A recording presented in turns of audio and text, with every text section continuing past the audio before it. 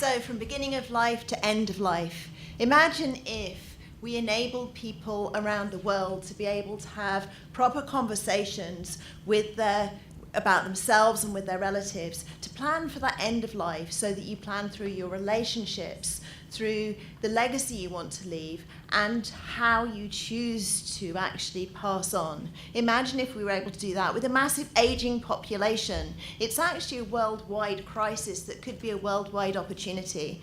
And working with Helena through this, I lived the experience with my own father's passing, and being able to actually have the conversations with doctors between those who enabled him to pass peacefully, between those who wanted to give him every possible medical intervention to actually distress him as he passed. Being able to actually have those conversations gave me the absolute lived experience of the difference this can make on an individual and a global scale. It is an honour to introduce Helena Dolny.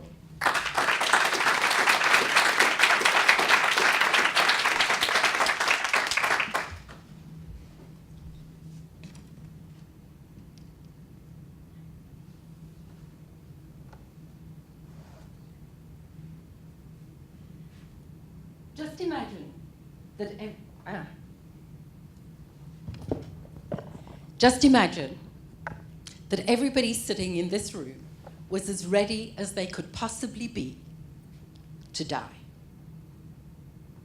And imagine that you weren't going to get a chance to say goodbye to your loved ones. That's what the Love, Legacy and Dignity Project sets out to achieve. Love, that you are at a place of peace in your relationships, that you've forgiven those that you need to forgive and yourselves, that you've shared any secrets which might cause shockwaves if they were to be discovered posthumously, that you've thought about your obituary and what might be said about you when you die, and that's made you very clear about how you want to live now. Legacy. That legacy is more than the business, the philanthropy, the company, the family, the garden.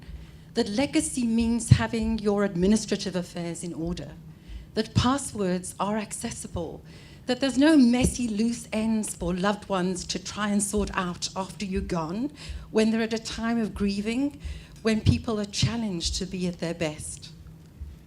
And dignity, it's a two-way flow.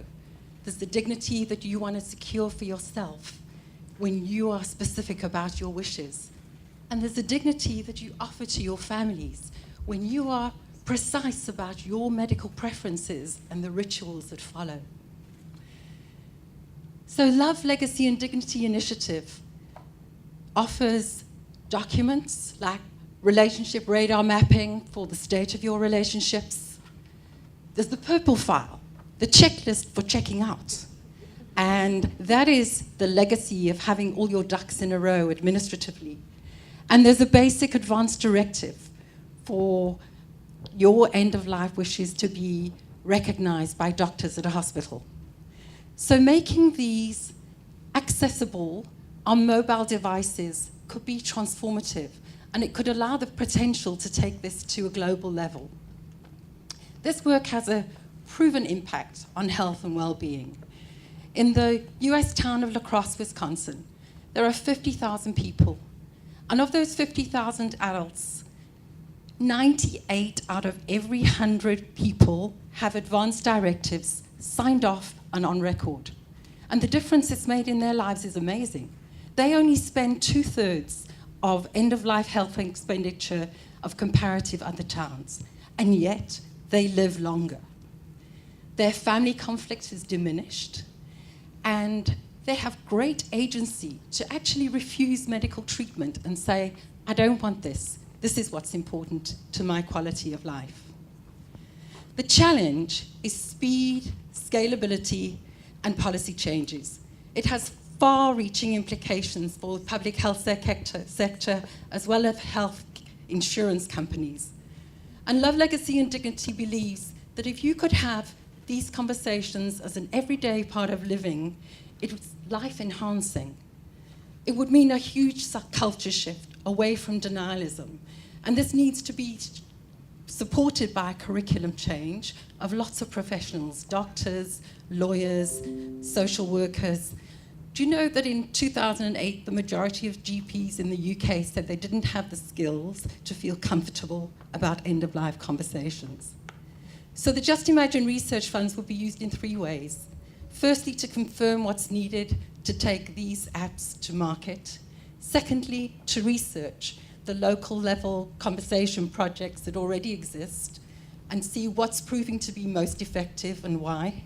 And thirdly, to understand what we would need to do to campaign for curriculum change. The UN 2030 development goals are ambitious. People's access to end-of-life conversations are uneven, and death is egalitarian, but the way we live and die is not. At a global level, we've got this population bulge of the elderly. What if that challenge could be seen as an opportunity?